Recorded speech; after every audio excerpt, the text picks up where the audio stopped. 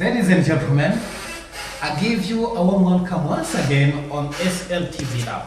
My name is Mr. Shadrach Habumurimo. Today I'm going to show you a tutorial about the action potential. And please don't forget to subscribe on this channel and like the video and share to your colleagues. Good. Let's see the action potential. Actually, an action potential is a rapid sequence of changes in the voltage across a membrane. That is an action potential. This is what happens during action potential. Some ions move inside the cell and other ions moves outside the cell. Good. And it starts from the soma towards the exon terminals through the exon.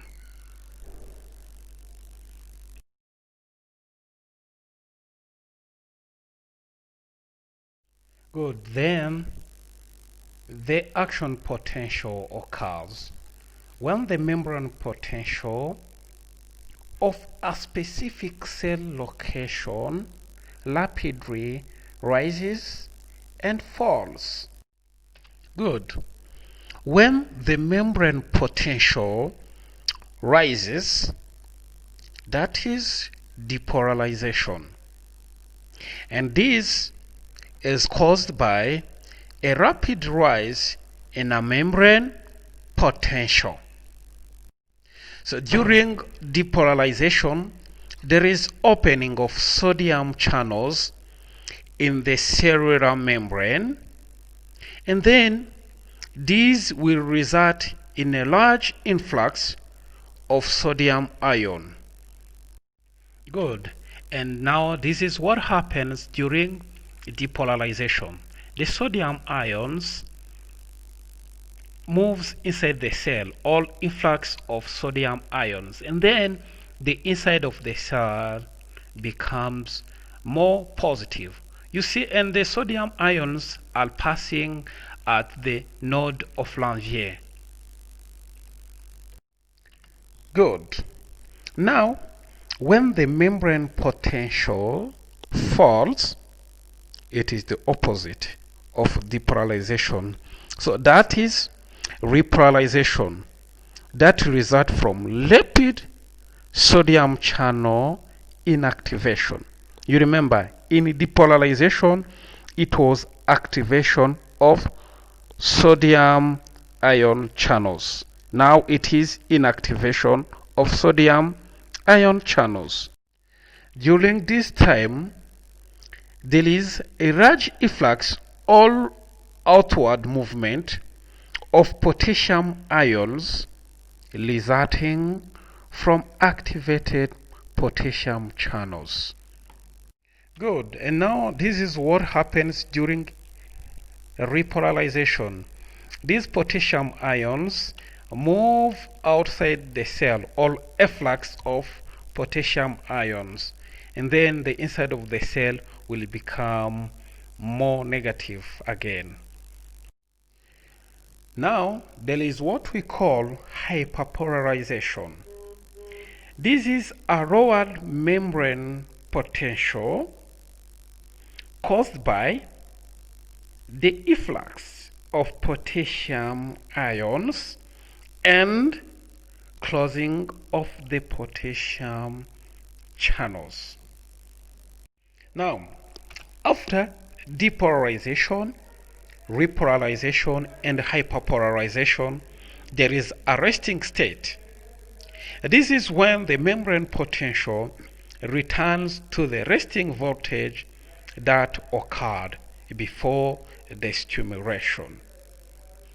Now you wonder, where do action potentials take place?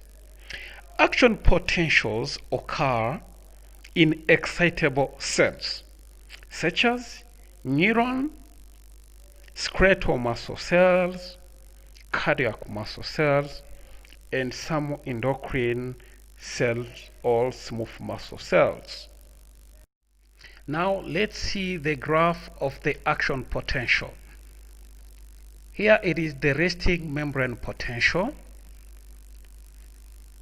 When a stimulus comes at a resting membrane potential which is minus 70, then there will be a rise up to the threshold which is minus 55.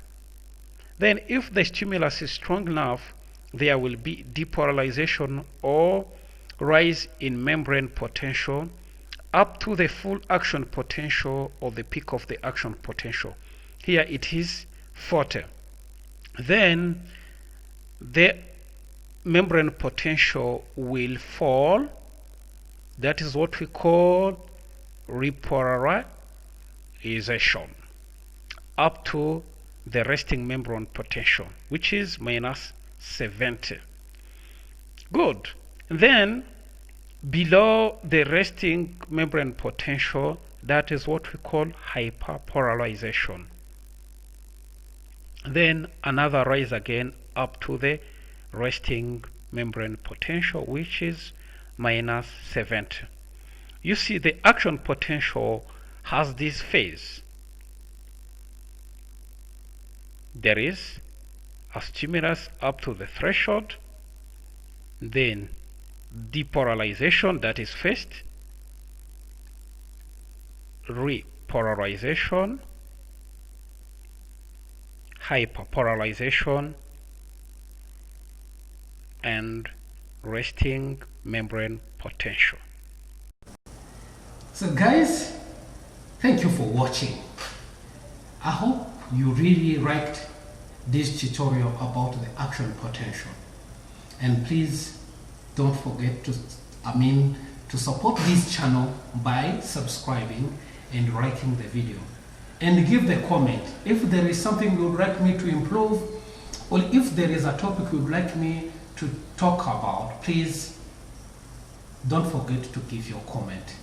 Thank you very much. May God bless you so much. See you next time in another tutorial or a video. Don't forget to please like, subscribe, and the bell.